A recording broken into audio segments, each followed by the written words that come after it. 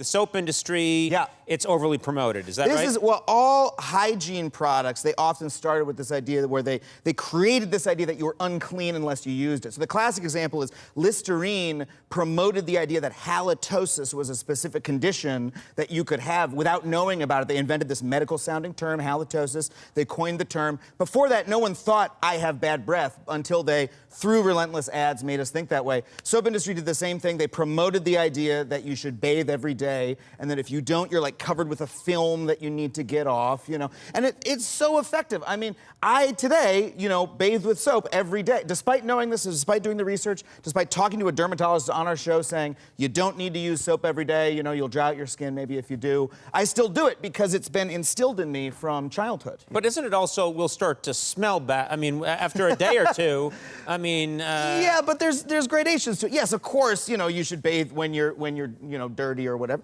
But, you know, if you had that friend in college who, like, went a day or two, like, and they were like, I don't know what you're talking about, I'm fine. Like, my roommate was like that. My roommate was right the whole time, you know? Right.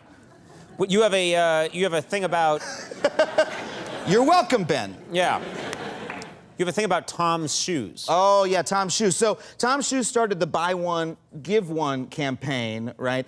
And that is, it's not on the face of it bad, but these companies that do buy one, give one often really inflate the degree to which this is a charitable act, you know? If you talk to people in the countries where they're donating these shoes, they'll tell you, we don't really need shoes that bad. Like, that's not our issue. That's based on us in America. We're like, we have some image in our head of like, oh yeah, there's like villagers walking around without shoes, and they're probably walking around going, ah, if only I had shoes, everything in Africa would be better, you know? Right. They're worried about malaria, stuff like that, you know? And but actually, if you think about the impact on people who make shoes, in those countries, they lose business because we're airdropping all of these, by the way, very cheap shoes. That TOMS shoes, but they're not really lasting, you know, in the bush. You know what I mean? But I'm curious. I'm curious. You said that these countries that they don't need the shoes. Right. Do you think it's that it's an act? To me, it seems almost like these companies